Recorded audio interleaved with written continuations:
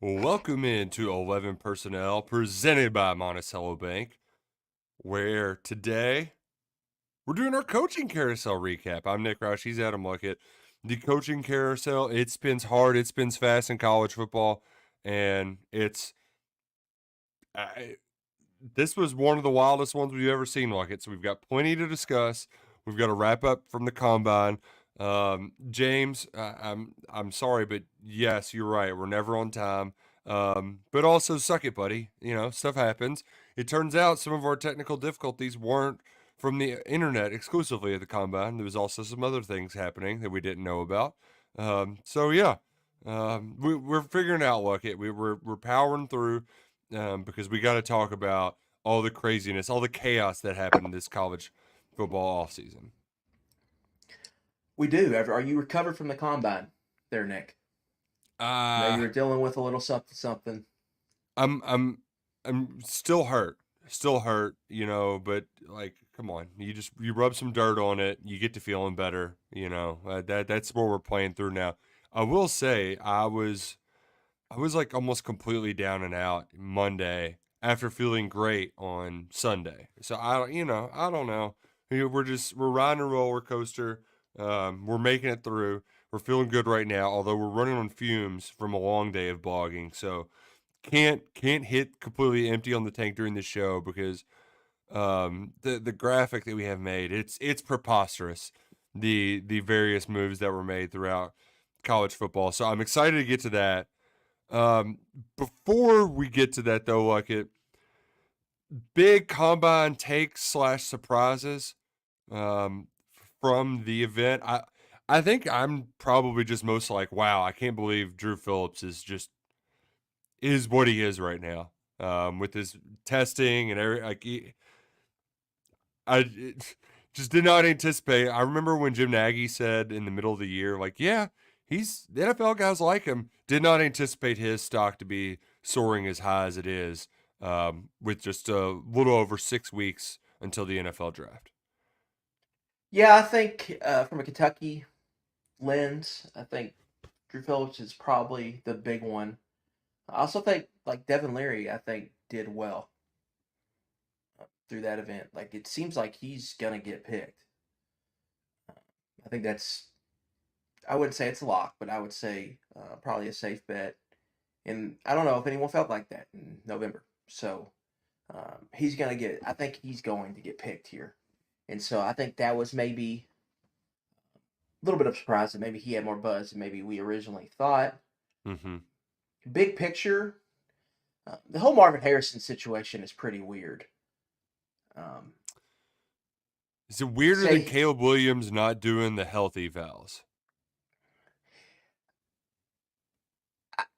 I think a little bit because Marvin Harrison's dad has been through the NFL thing before, so they know, and What to that he didn't expect? do. Yeah, they knew. Like I just thought that was weird. Like to say he's not going to come and then come. Basically, the only reason I think he arrived there was to do the eval, the med eval, and then to show up, and then the no show at the press conference. I thought that was odd. Uh, Caleb Williams, I mean, his dad just interviewed agents and just decided not to hire one essentially. So the fact that that's kind of a circus is not a huge surprise when you look at it that way. That they're going the non-agent route. I'm not sure if Harrison's doing that as well or if they're doing something different, but I thought that was just odd that he just didn't show up even though he was there. I mean, like it's a 10-minute painless press conference for the most part, right? Like it's not there's not much you're gonna say or do. Usually, the only thing that really Oh, goes the, viral there is if you say something like uh, that you're going to do during a workout, like Will Levis last year, or if you say, like, if you're Joe Burrow and says, "Yeah, I don't like the Bengals can pick me, I'll play for the Bengals." So the I just didn't really understand that. The combine interviews I listened to, so we were a part of at least four. I recorded a couple more talking to people.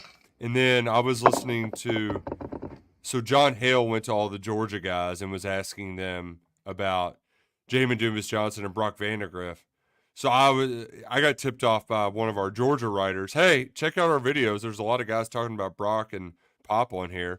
So I was going through those, and they're all the same. Like every combine interview is, have you had a formal interview with the Cowboys? Yeah, if you could show them one play on tape, what would it be? Who is the hardest guy you win against this year? Like it's just very, Yeah. you know, Hmm. generic type stuff. So to your point, I don't think Marvin Harrison would have had to face the music too much. Did he just not? Is Ryan Day? Is he like Kirby Smart when it comes to interviews or something? Do they have a No, similar approach to Ohio I State? think they have pretty good access there at Ohio State to the players. So I just think that's why I thought it was just odd.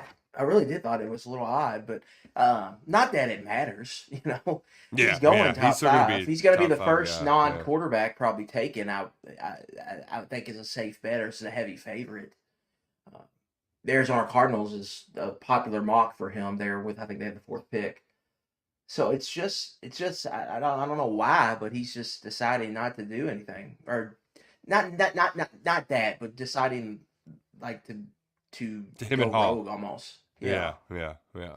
So that to So me that was the weirdest part. Everything else was normal. You have guys back out that didn't want to throw, guys that don't test. That happens every year now.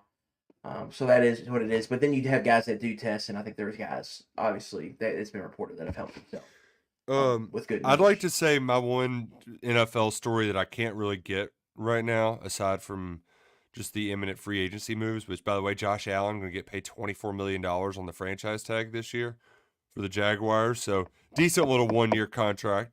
Um, I don't understand JJ McCarthy. The the buzz surrounding him when it doesn't like I just don't doesn't necessitate I don't see it. Like he didn't throw particularly well either. He was one of the few guys that threw, and he wasn't on the money there. And I know that's not everything, but I just can't. Feels like he's just the most average kind of quarterback. And what's his ceiling? Kirk Cousins or something? And I mean, I guess some teams would love to have that, but like, I don't know.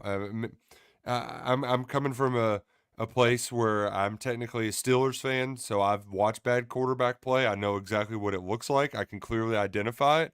And would JJ McCarthy potentially be an upgrade of what I've seen over the last few years? Maybe, but I don't know. Like it, there's just something about him. He just seems very mid to me, just the middest of all mids.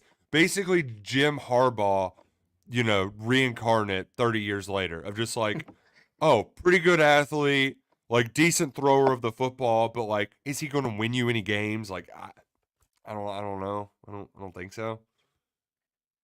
I think with McCarthy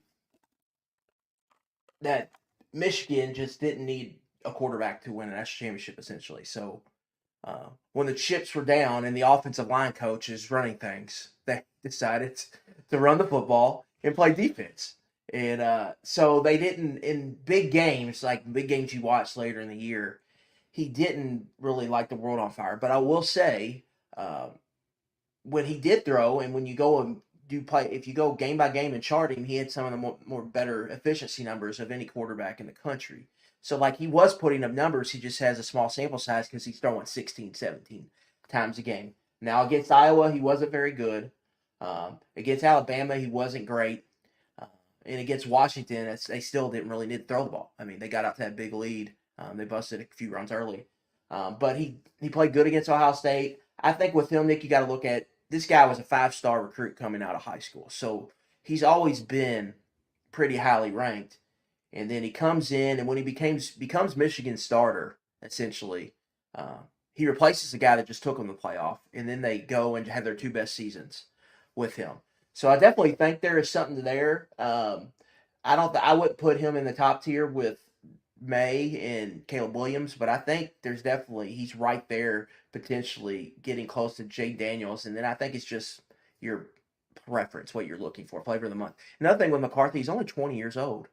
Like he can't go buy a beer yet. He's still a young That's dude, crazy. and so if you're talking about upside, and you've seen what you just put on tape the last 2 years, and it just what it's I think it's in the eye of the beholder what you're really looking for because he does make some. I think if you watch Michigan, he's in an NFL type structure. So that's something I think people are going to like, and then I think he's shown there's upside. It's just how far does that upside reach? Is I think the big question you have to answer when you're evaluating him. But he's going to go in the first round. He's going to go top 15.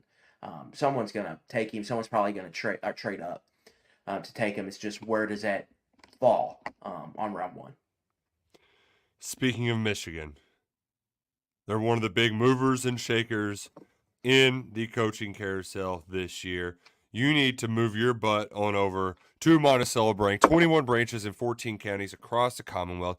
Visit one of their convenient locations or see how Monticello Bank can finance your future at mbcbank.com. They've been in business for over 128 years because at Monticello Bank, it's where people matter.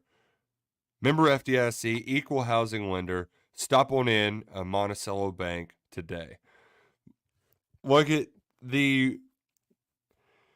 we had a coaching carousel where a guy led his alma mater to its first national title, sole national title in about 100 years. And he's leaving his post, and it's not the biggest move in the sport.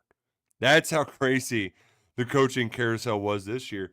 And I think my biggest takeaway from all of this is the national championship coach left, and it had a very, very small ripple effect around the carousel, and yet it has the biggest impact on Kentucky. I think you could say Kentucky was a huge winner in this cycle because Harbaugh left. He took Steve Klingscale with him. And as much as you probably believe that Sharon Moore is going to keep that thing humming, your most annoying thorn in your side from a recruiting standpoint is now gone. And I don't think that that's something we've really drove home enough so far because it's still early in the recruiting cycle. But that's going to be significant recruiting the state of Ohio and what appears to be just a loaded 2025 class in the Buckeye State. Yeah, I think this cycle will always be looked at as the Nick Saban ripple effect he had on the sport. Just show the gravity he brought to the sport. Nick, he left, and what happened when he left? You saw changes at Washington. You saw changes at South Alabama. You saw changes at Buffalo. You saw changes at San Jose State. You saw changes at Arizona. Mm-hmm. So, like, just that is just like, man, like all the jobs he eliminated / created there just for deciding to retire.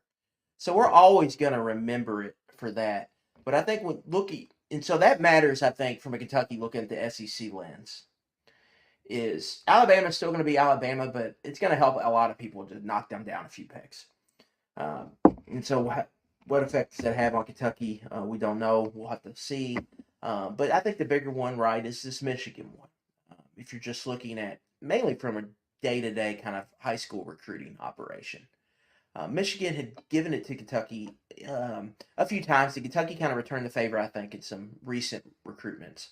Right. But you get Klingscales now with the Los Angeles Chargers. Harbaugh and most of the big dogs on that staff are with the Chargers. Defense coordinator Jesse Minter is with the Chargers. So it makes Michigan kind of, we'll see what they are with Sharon Moore. And then another big one, I think, is, and I'm going to get into this kind of fit later. But Michigan State makes a change, and they bring in Jonathan Smith from Oregon State, who's only specifically worked on the West Coast. Mm-hmm. So how does that work? And they didn't necessarily have a reputation of being recruiters at Oregon State. It was more find undervalued players, develop them, turn them into good college players and draft picks. And so how does that look when he's in Ohio recruiting? So what effect does that have on Kentucky? Does it allow them to maybe have a little bit more success there in Ohio with Michigan and Michigan State? I think you see Kentucky, they selectively recruit Ohio already. It's always been a big part, but there's some years where it's be 2 or 3, and there's some years where it'll be 6 or 7. And so does that change? Does it become more 6, 7, 8 kind of range when you're battling, Michigan State with these new coaching staffs? So not only with Michigan, I think one of the big takeaways I had is a Michigan State changing over uh, in hiring a Pac-12 staff that's not the SEC, that's not going to have the SEC style that Mel Tucker brought to East Lansing from a recruiting standpoint. Yeah, yeah. Or even just somebody regional like Jason Candle from Toledo who would have connections Yeah, to work around there. and and I'm glad you brought him up, Nick, because to me, he is kind of the big loser in all of this. Nick, How did he not get a job? there were 8 in-house promotions made this summer, 31 hires. Um, there were 3 retreads hired, so that's 11 of 31. That's a pretty good chunk of the hiring cycle, and none of them candle. Like, like there's guys that got promoted here that do not, that basically just do not have the resume of Jason Candle. And so how did he not get hired? It's really kind of a head scratcher. And it makes you wonder, like, are you better off just being even a position coach on a high level Power 5 Yeah, program than yeah. being a winning head coach in a MAC school? Kent State's not a winning MAC school, but we saw Sean Lewis leave, goes to Colorado, gets demoted, but still finds a better job out of it, being San Diego State's head coach. That was what I was going to ask you. Was it worth it for Sean Lewis? Was that the ultimately the right move to go from Kent State, eat crap for a year at Colorado, score a lot of points, but yeah, eat crap, and then now you're I actually think Dion helped him because they pulled him, and then the offense wasn't as good, and so he gets to go to, like, Nick, San Diego State is the second or third best job in the MAC. Boise State is one, and then it's probably them or Fresno State. Those 2, 3. Those are probably the best 2. And then Colorado State, I think, is in there too. But that's a good job for him. Uh, so yeah, I think it worked. I think that was the right move for him at the time because Kent State, you're fighting like hell just to go 6-6, 5-7, and you got to play 3 bye games against Georgia, Michigan, Kentucky, or Big Ten or SEC school, Missouri, whoever you're going to throw in there. And so that's 0-3 out the gate. You know, you go 5-3 in MAC play, and that's still not guaranteeing that you will get to a bowl game. And so it's a tough job. So he decides to reset. He's still fairly young, and he gets a good G5 job, one of the higher level G5 jobs. Like, if you're going to rank G5 jobs, San Diego State might be in the top 5. And then in this new era where a G5 team can make the playoff, if they win that conference, they're going to have a great shot at getting it. Mm-hmm. And so I think that was the right move. You mentioned the guys that were promoted. One of those was just Spencer Danielson, who we know that name because Kentucky hired his offensive coordinator, Bush Hamdan, Boise State. The other weird promotion hire, I mean, there's a couple when you go through this list that you see on your screen right now.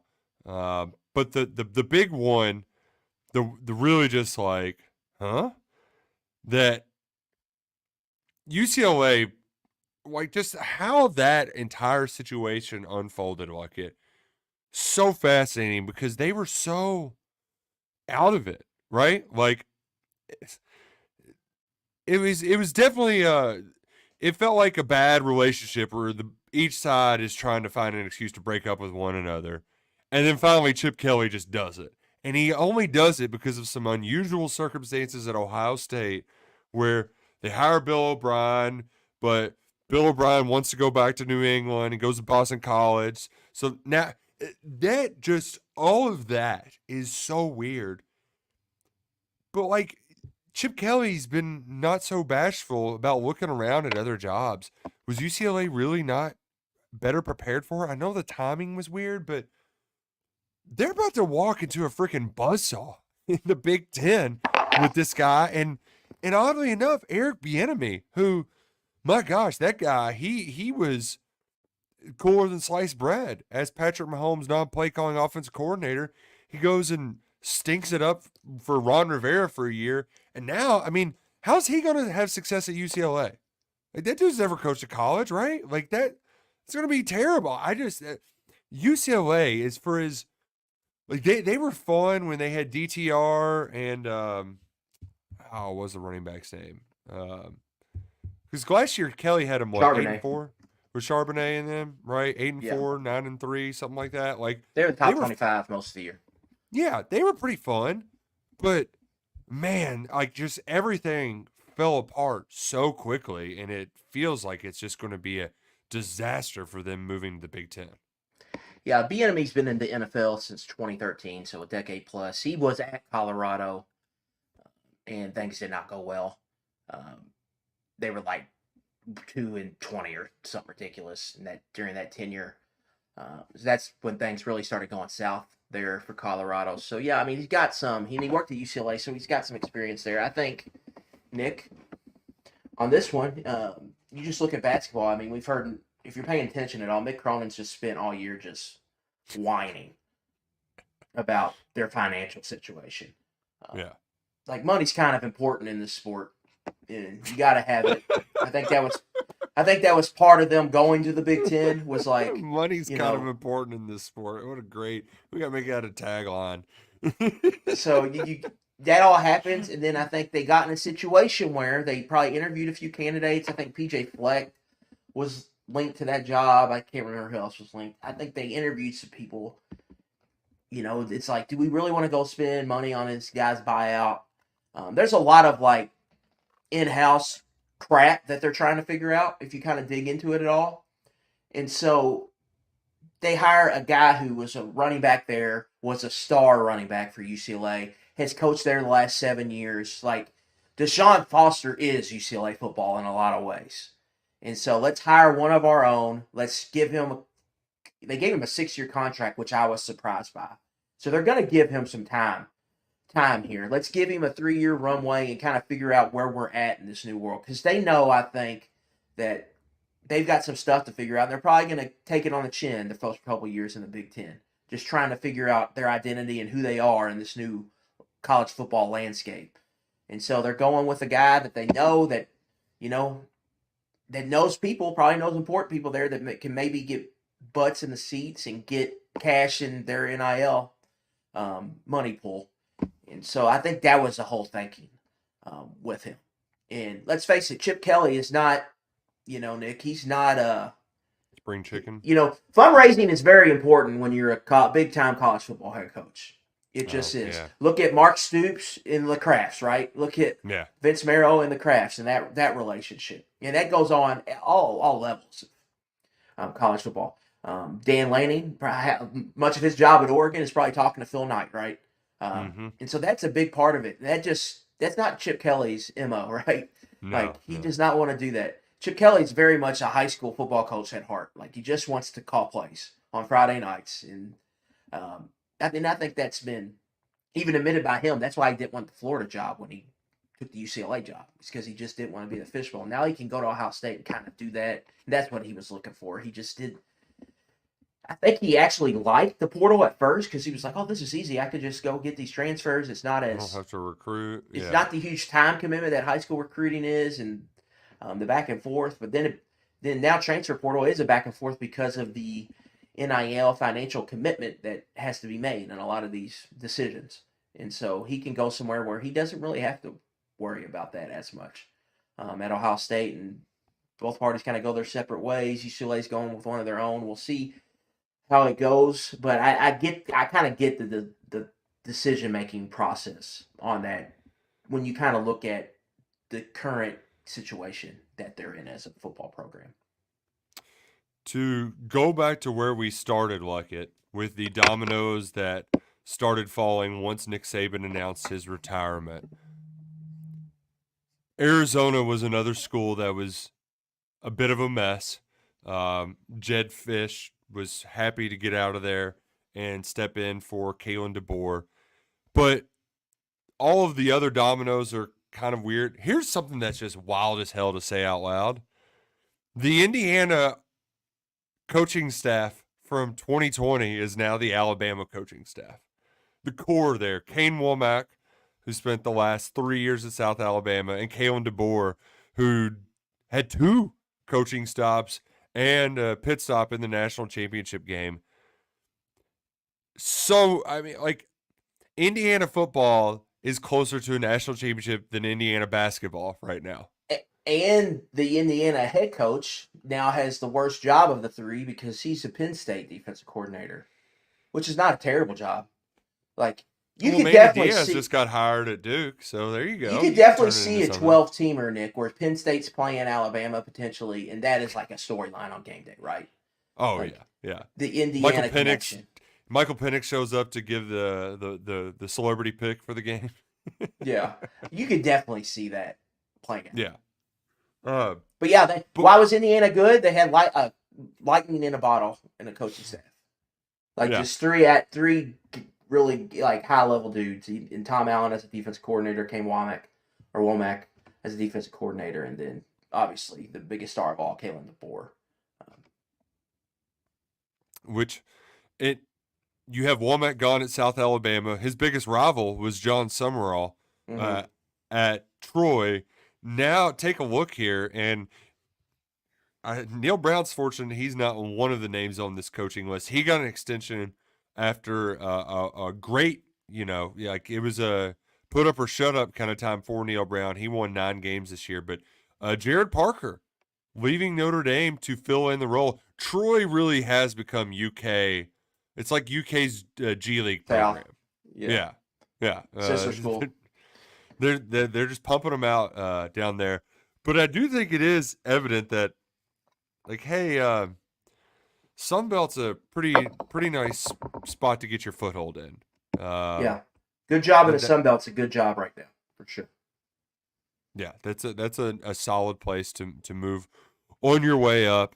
John Summerall going to be at Tulane, replacing Willie Fritz. Who, look, it felt like Willie Fritz was on those short lists forever, and it was just a matter of time before he ended up taking one of those jobs, and he lands at Houston, which I'm still. Was Houston technically in the Big 12 last season? Right. I mean, yeah, the basketball team's going to win the Big 12 this year. It's so I don't it this whole process of like relearning the conference stuff. It's gonna take me a minute. It's gonna take me a minute to get there. Wait until you see when Wake Forest hosts Cal on a Friday night Gosh. in a conference game. That's really going to take you back.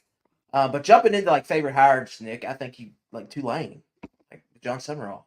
They hired a coach that just went. That's like, what is he, 23-4 through 2 years? Yeah. That you couldn't do much better than that. Coming off 2 years where you went to the playoff 1 year, or the group of 5 Year 6. spot Yeah. 6, and you were in the hunt all year the next year, with Willie Fritz. And Summerall steps in, has experience at Tulane in the past.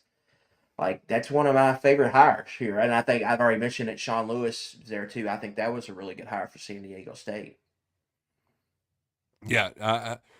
The part with Tulane too, they're still in the American, correct? That's right. And that's Memphis, another really. valuable part is that's a job where it's like, oh, so who do you have to beat to win your conference? Oh yeah, you can take care of that. Like that's a very winnable place for John Summerall. So I know there's a lot of Kentucky fans watching and listening who are thinking, well, like we're big John Summerall fans. We want to see that ascendance continue. That's a place where he can have success and continue that climb in the geographic footprint. He's recruited well. He's done a good job in the transfer portal, getting Power 5 guys to come down. So I think they're moving in the right direction there. The one that I'm fascinated by, look at, because we've seen it pop up at various times on the recruiting trail. Fran Brown going from Georgia's secondary coach to Syracuse, where we saw the ACC last year, right? Like that.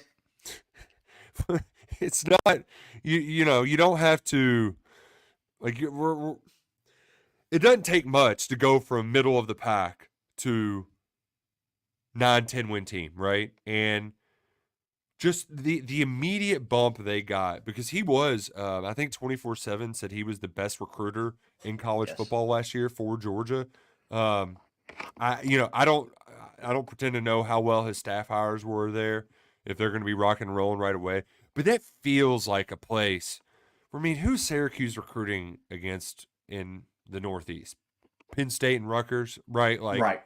it's not that difficult to get your foothold in, get some players, and start winning some games in a very, very below average conference. So I think if Brown he's hit the ground running, that can lead to some early wins. And I always feel like too that Dino had it, he just lost momentum. Like it just kind of got away from him there at the end because you're in Syracuse, right? Like you kind of have to just strike fast, strike hot, and then burn and turn. Because I mean they were solid there for a few years with Dino, but it just kind of got away from him there at the end. Yeah, I think that's why you pay attention to recruiting rankings. Why did it maybe fall off? You just look at the roster; they just didn't have a talented roster, and so hot start. Having coming into the season with a good plan, I think is all signs of good coaching. But when attrition starts hitting, and you need depth, that goes down. That's what roster building is late in the year, and I think that's what kind of played out with Dino Babers. I had Fran Brown down too, Nick. I really like the hire. He's from Camden, New Jersey. He's got strong Yeah, New Jersey connections. New Um, Jersey's got some good he's probably football going to be players able to too. get into Baltimore and DMV a little bit, get some players. And I think you look early, they got a couple 4 stars. Emmanuel Ross is the guy Kentucky recruited from New Jersey, receiver. He was committed to Stanford a long time. Brown got hired in like 2 days. Ross flipped to Syracuse.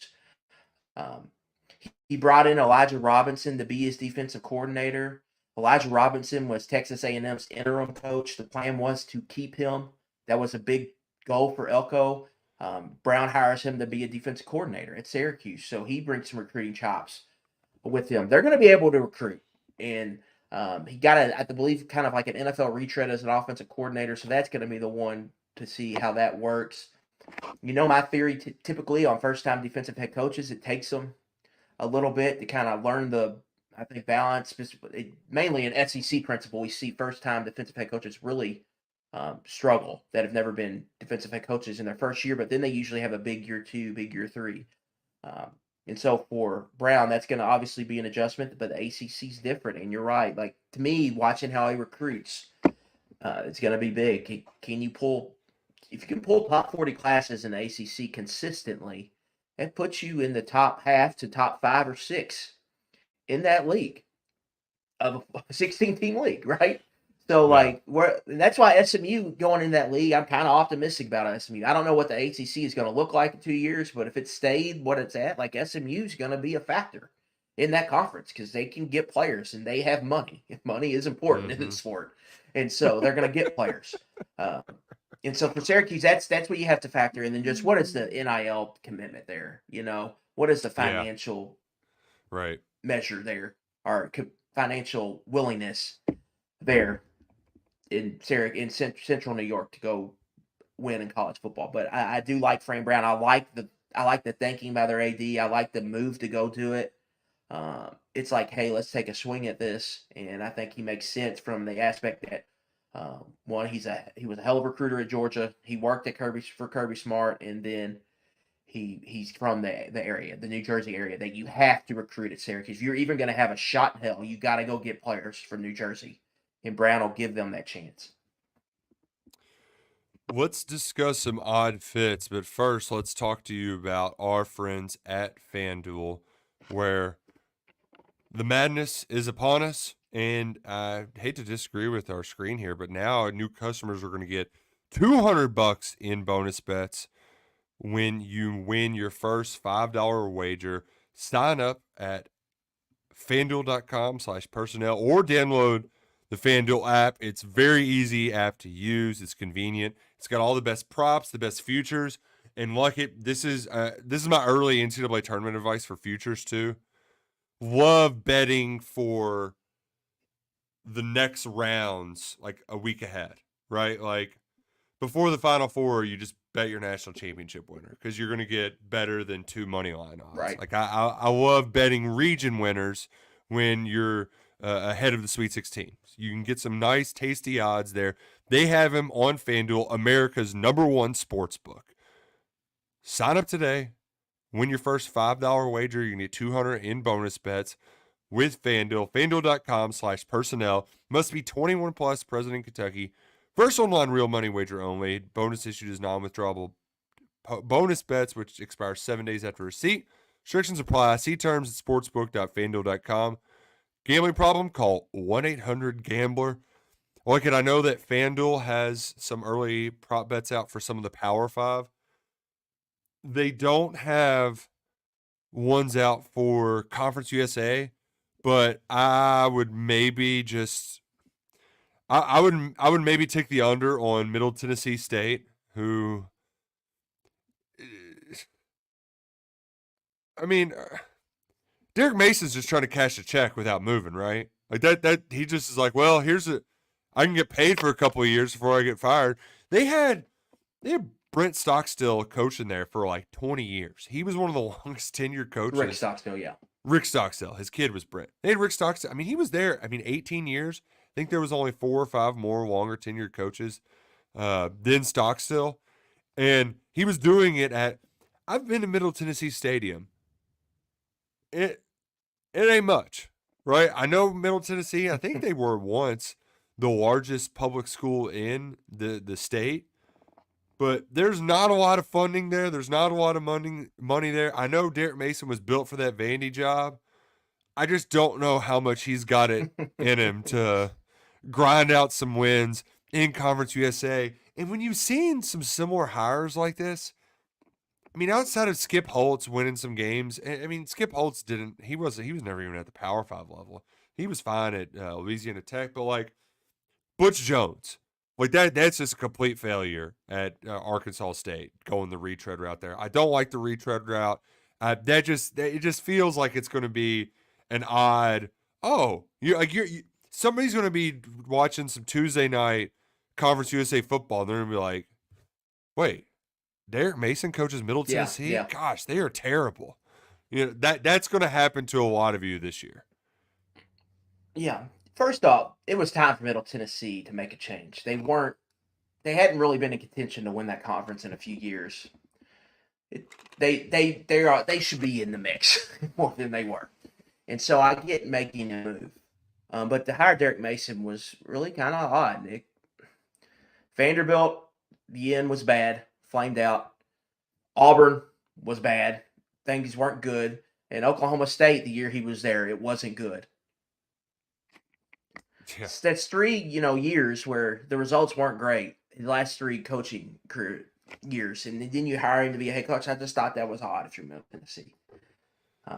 Now it's harder at these G5 schools now to find coaches because I think some of the younger guys, like Jason Handle per se, are probably going to be a little more hesitant to take jobs like this because, like we've talked about, like I think this is going to be a real talking point as we get into this next cycle is just the in-house promotions and the hiring Power 5 assistants that aren't even coordinators that you have to really think about if you're going to take a job like Middle Tennessee. So that you have to put that into account, but they still should be able to get someone maybe that's got their more arrow pointing up more than Derek Mason, who seems to have what is an arrow pointing down at this point in his career.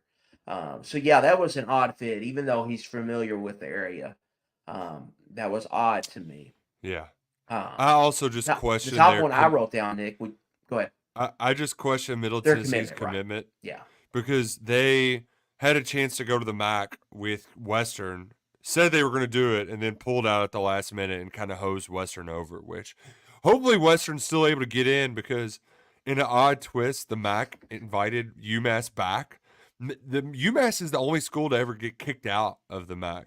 They've been mostly the same conference for the last like 30 years. I think they added Buffalo, and they might have added 1 or 2 more here and there. But they added UMass briefly, and they were so bad they got kicked out. I think even Cohen joked about that because he was on UMass's staff when that happened. But yeah, so hopefully Western's able to get in. But a big suck it to Middle Tennessee State. All right, who you got next for your odd fit? Yeah, I think Jonathan Smith at Michigan State. I think him leaving when he did made sense, but I think in hindsight he wouldn't have left, right? Because I think he probably could have got the Washington or the UCLA gig, which seemed like better fits for him. Yeah. And then, like Nick, when you look how Oregon State played, they just Like they beat Oregon 2 years ago and didn't throw the ball in the second half. They just ran it. They had a badass offensive line, good tailbacks, and they just ran it down your throat. Like that'll fit in the Big Ten, right?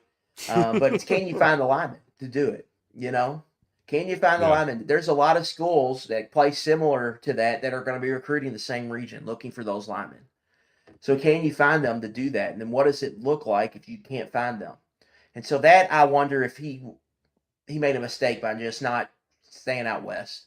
You know, at Washington, you could have been at a school where you could have recruited um, a lot better and you would have been more comfortable. And for Michigan State, there's going to be high expectations there.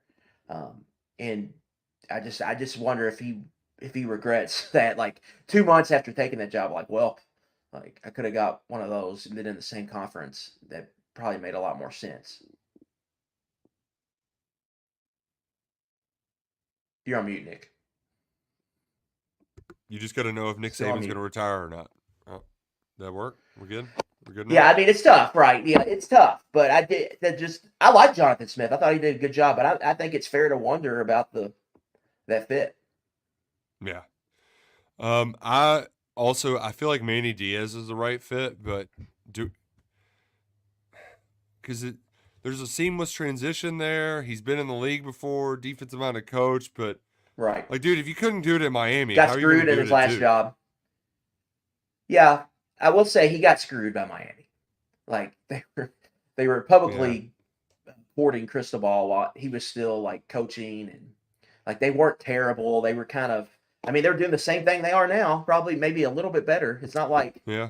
you know, I did feel a little bad for him, but yeah, I wonder that, like, you know, Duke leaves, he takes a star quarterback. Like Manny Diaz isn't inheriting David Cutcliffe quarterback that Cutcliffe found that was awesome. You know, he's bringing in Malik Murphy, see if it works. But yeah, I did find that interesting. To me, another one, Nick, I think Jed Fish is kind of an odd fit. We really didn't talk about Kalen DeBoer, and I think you can argue that's an odd fit. But I also think if you can't put Kalen DeBoer, if LSU hired him, or if A&M hired him, or if A or if Florida got rid of Napier and they hired him, that's like applauded across the board. I feel like, but now that he's replacing Saban, it's kind of like yeah. But a lot of that's not his fault. It's just the situation. Yeah. But for me, Jeff Fish, like Washington went to the national championship game last year. If you paid attention to the combine and all, there was Washington dudes everywhere in Indianapolis. Like their whole team is gone. Everybody that was part of that is gone. The guy who was calling plays is at the Seahawks facility right now across town. So like they just got totally gutted. And for Fish, comes from Arizona, he did a good job, but I think you could argue he had lightning in a bottle at Arizona because they were able to get McMillan, the receiver, and then he was a package deal, with Noah Fafita, who was a high school quarterback, and they just kind of took off. And now Washington, it's a total rebuild there because they lost everybody, and so they're probably in for a tough year one. And then does the expectations turn on him in a new conference? They're going to have to find their footing in the Big Ten, Washington. So that one, I wonder just for him if it just if there's not a lot of patience for him because you're following a guy who was just an absolute rock star at Washington and just beat Oregon, one of the best Oregon teams, Nick, in the last since Oregon started their run. He beat them twice to go to win the conference, to go undefeated, and to make it all the way to the title game. He beat that Oregon team twice, and that's their big rival. And so replacing that that's going to be hard, I think, for Fish. And Oregon's they're not going nowhere. They're only going to get better. And so if you go in there, Oregon puts it on you a couple times, they're probably going to be pretty upset up there at Washington.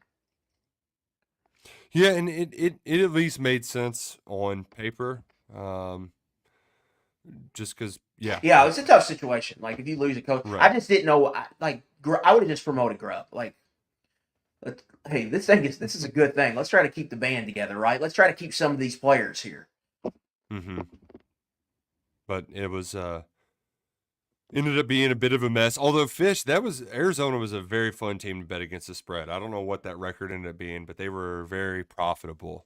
They got hot at the end of the year, man. They were killing teams. That was a lot of fun to put some money on them. which I've got money on Florida right now, and they're just absolutely crushing Alabama. So, Alabama just kind of pissing in the wind here late. I will say, I don't know if it's going to work, but I thought like getting Coach Sig at Indiana, like good for you, Indiana. That feels like a decent hire. The one that is the most like Jeff Lebby to Mississippi State is just the most Mississippi State thing, right? Where he's kind of I don't know if it's a marked man, if you will, but like the whole connection with the Browse thing, like it's just it was going to take a Mississippi State to hire him. But you know Yeah, I what? It's mean, probably just going to the work well whole for veer and them. shoot, just the veer and shoot. Like you see what Heupel's doing at Tennessee. We see this offense sprinkled. So Mississippi State's going to go take their swing with it. Ole Miss is running a version of it. He was at Ole Miss, so they're going to they're familiar with the state, so they're going to go try and do that, and we'll see if it works with them. For that was just kind of to me like a middle of the road hire. Like I think it adds up why you would do it. It's you could definitely it's a coin flip. Like you can see that being great, or you could see it flaming out. And so that's where I was at with that. Bill O'Brien was the other one I had, just because like this is a guy who was at Alabama, was a head coach of the Houston Texans, and was with the Patriots for really the last decade. And so you're going from that to be the head coach at Boston College, that has Yeah. really, the money situation is tough. Recruiting there is tough. Like you could argue, Boston College is more tradition than Syracuse, but I think you can argue that it maybe is a little harder to recruit to um, than Syracuse. They're probably about the same, but I mean they're both always down there in the bottom of the recruiting rankings. So you're going into that. And if you're Bill O'Brien, you're entering a conference. You're going from Ohio State offensive coordinator under Ryan Day, got a team loaded to bear, maybe to go win the national championship. You're going from that to go to a Boston College team that conference might be dead in 2 years. I just thought that. Now, when you break it down, why he described why he hired it, his family settled in Boston. Like they weren't moving to Columbus. Like they were Mm-hmm. keeping their house in Boston, and he was going to have a condo in Columbus or whatever. And so from that aspect, it makes sense for him. But that's a huge change, dude. Like to go from the NFL and then Alabama with Bryce freaking Young for 2 years, and then to go to Boston College. That's gonna be a big change. So I wonder if like what that fit is there. And even his college experience was at Penn State, which just has an extreme talent advantage over Yeah. Well, and it Boston was College. also But his Penn what? State was at probation, so maybe that's the sell there. Right. He's won Right. with less before in a big conference. Yeah, and it's different, but you don't see too many guys who are older who are like because Rich Brooks feels like an exception to a rule where he had success despite being at the end of his career and seemingly already peaked at bigger brand names previously. Going to the Rose Bowl with Oregon. I know Oregon wasn't what they are now, and then spending time in the NFL. That's kind of what Bill O'Brien. I mean, he's had somewhat similar stuff. Um, so yeah. Did you see the picture of the people in the crowd at his intro press conference too? It was just all I did dudes. not. It was a bunch of old white dudes with uh, patterned shirts and sweater vests on. Like it was just they all had on their uniform. Um, but yeah, all right. Starting to kind of wrap things up here. Any fun new coordinators that we got to keep an eye on, like it?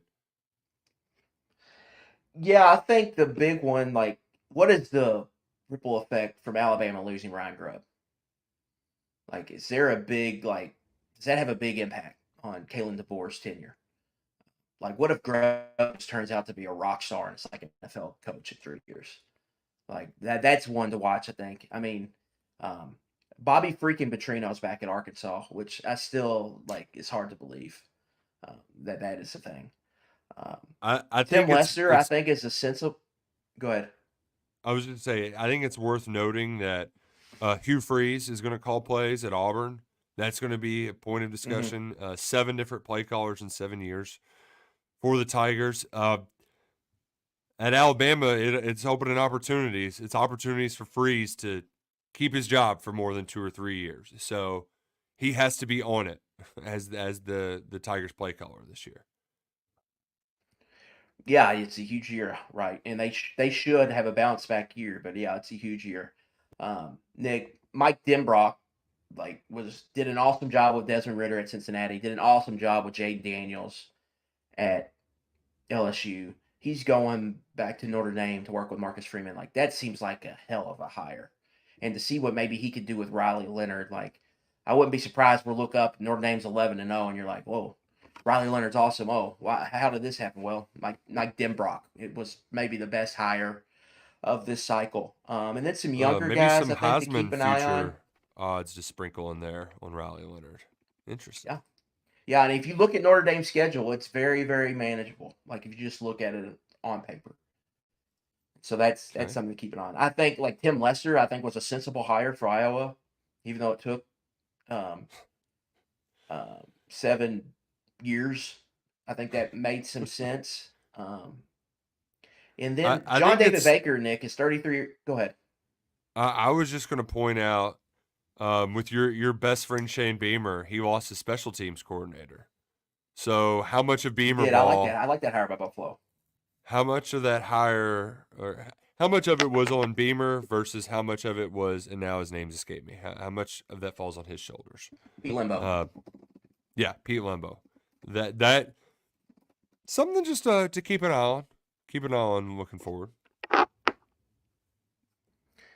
And then Nick, John David Baker spent the last 3 years at Ole Miss working for Lane Kiffin. He's going to be calling plays for East Carolina this year. That's one I think to keep an eye on. Like if he does well, that guy's going to be an SEC offensive coordinator like next year potentially. So that's one like a name to keep an eye on. Like a younger guy. Nebraska, like Matt Roll said enough. Marcus Satterfield, you're not coaching quarterbacks anymore. They went and got like a former NFL guy there for probably the right reasons. Jeff Collins is now Mac Brown's new defensive coordinator at North Carolina. He just continues his weird kind of hiring spree. And then another young guy that was at Western Carolina calling plays the last couple of years that Pat Narduzzi hired, Cade Bell, only 31 years old, but he led like a consecutive top 10 scoring offenses in FCS. So Pitt's changing it up on offense and going really, really young. And then some big names. Tom Allen, defensive coordinator at Penn State now. Chip Kelly, obviously, at Ohio State. And Penn State grabbed Kansas offensive coordinator Andy Koltanecki, who a lot of people really like. Just so seeing what they can do. But that was really, I think, you kind of look at the coordinator churn. That was really that, and then Dion kind of doing this NFL thing with Pat Shurmur, and then he hired the Bengals secondary coach to be the defensive coordinator. And so he's trying to run an NFL program, and we'll see how that works with their first year in the Big 12. But that was my big takeaway. I think the big one was Denbrock. Like, if you're investing in someone, I would invest in Riley Leonard and Notre Dame this preseason. I think that was a pretty huge hire for Marcus Freeman. Well, I'm sure our audience will be keeping a keen eye on it. I think it's time for us to depart. I don't know about you, but I'm running out of steam, Mr. Luckett. I have a feeling the coaching carousel might end up popping up at some other time. We're 2 weeks away from the start of Kentucky football spring practice, and you could become a dad again at any given moment. So who knows? Who knows what's going to happen? The madness is starting next week. I'd imagine we're going to try to do podcasts earlier in the week. If you're tied up, I'll find somebody else to talk a little bit of football with me. But Luckett, if you do have to go under center, best of luck, and just don't fumble the snap, okay? No, oh, okay. Right. Nick, I think I lost sound here. I'm not sure if you can hear me. I can hear you. I don't know if you can hear me or not. But it sounds like you're coming through a different microphone now, just in time for us to end the show. So this has been a lot of fun. I hope you all enjoyed our Coaching Carousel show. For Adam Luckett, I'm Nick Roush. Go Cats and go Crow Green.